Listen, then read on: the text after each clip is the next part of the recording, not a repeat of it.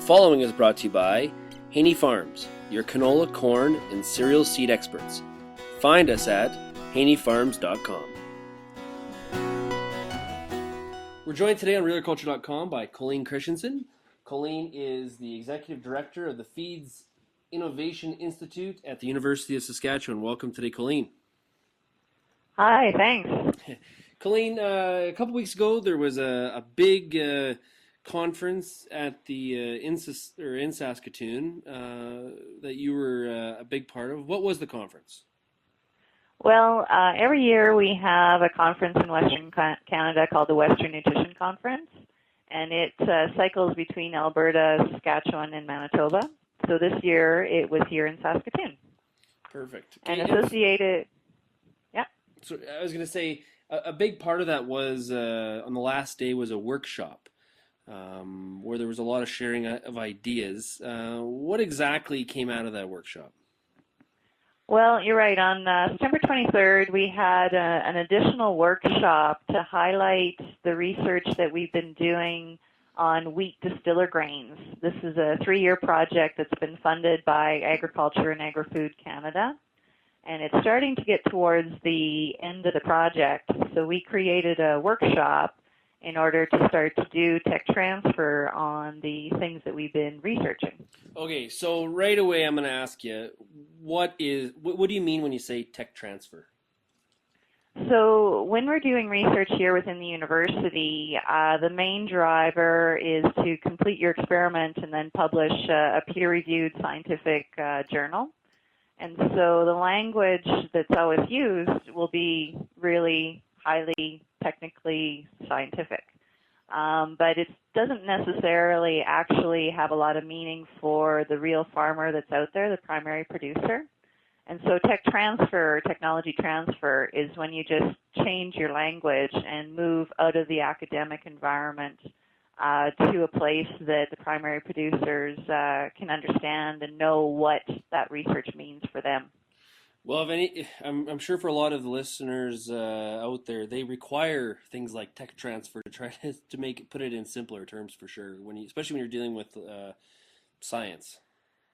Yeah, sometimes it can get complicated. Yeah. So I guess in this discussion around wheat distillers grains, what would you say are some of the misconceptions that producers might have in regards to DDGs? Well, there's a couple things that have made things a little bit kind of cloudy or difficult to understand. But a lot of it has to do with the fact that it is a relatively new ingredient. And so whenever you're manufacturing something for the first time, there can be issues with quality and issues with supply, that sort of thing.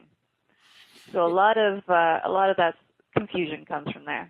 Okay, so because for a while there, and I don't know if it currently is this way, but there was always complaints from feed yards because supply was an issue, right? You would receive you're supposed to be receiving 4 loads in a month. You wouldn't receive anything for 3 weeks, and then all of a sudden all 4 loads would show up in that 1 month. So is supply much better now?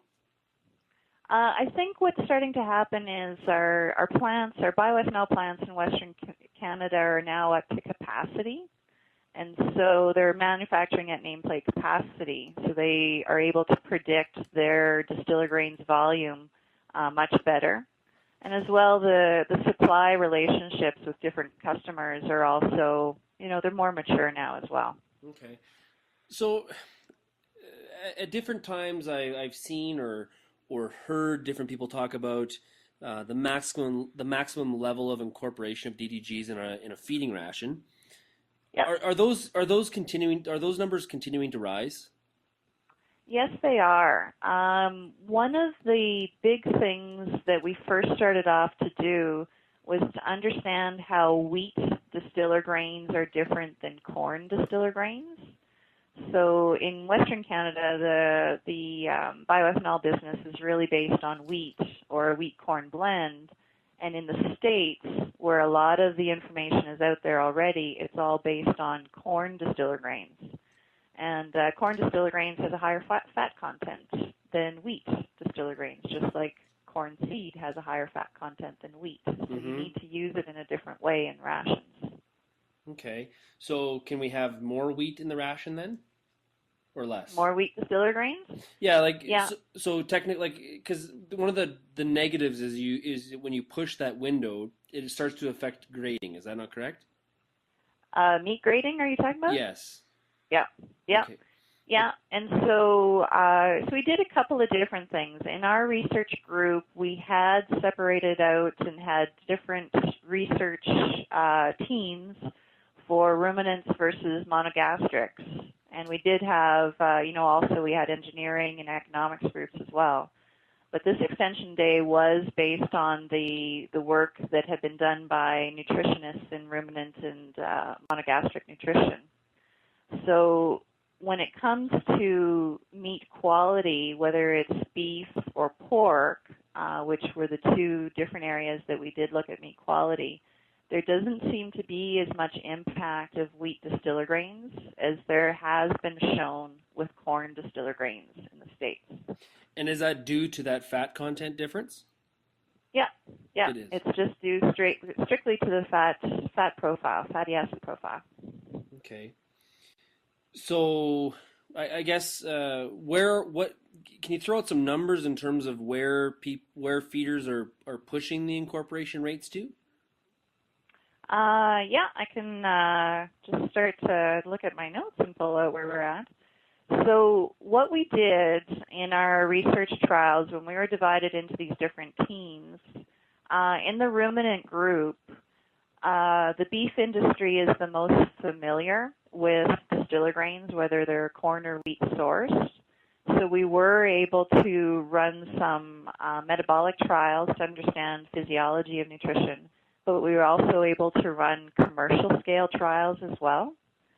And so when we start to look at that commercial scale, I think it's about 25% that you can use as an incorporation rate on a dry matter basis without starting to see any impact. So if we start to look at a beef ration, we did do work in small pen trials to look to see where the highest incorporation rate could be and what impact would be on physiology. So we did actually go up to replacing 60% of barley with wheat distiller grains. But there were performance issues then. And so the better rate, the maximum inclusion rate to not see a negative impact on performance is more around the 25% incorporation rate. And so when you look at effect on performance, you're meaning the actual gains of the animal? Yeah. And usually what we're doing is looking at the rumen function and how the volatile fatty acids are used by the microbes and whether there's any negative impact, like if the animals begin to grow slower or are not as heavy on the same day as animals that didn't have that high of an incorporation rate. So when we look at wheat DDG research, where are we on as far as the learning curve? Are we in the early stages of what we really know about how to use this product, or are we in a very, very mature sort of situation? Well, I think if it comes to feedlot cattle, we're starting to see a lot of comfort there now. And so we have in this whole research program, we have actually run a 10,000 head trial at Okotoks with Feedlot Management Health at the 25% incorporation rate and didn't see any negative impact of this ingredient. But when it comes to dairy cattle or when it comes to cow-calf operations and maybe using distiller grains and spreading them out on the swaths, we are still trying to understand what those higher levels of incorporation are that we can use and how we can actually use them. Are dairy farmers using a lot of DDGs? Yeah, dairy farmers are starting to use distiller grains as well. They're a good mix with canola meal, and so they tend to be lower priced and still as high of quality protein-wise. Obviously, the wheat distiller grains don't have as much energy as canola meal does, so you've got to find another energy source. But wheat distiller grains are a great protein source. Okay. Well, Colleen, thank you very much for joining us today, and we will definitely talk to you again soon in the future. Thanks. Bye, Sean.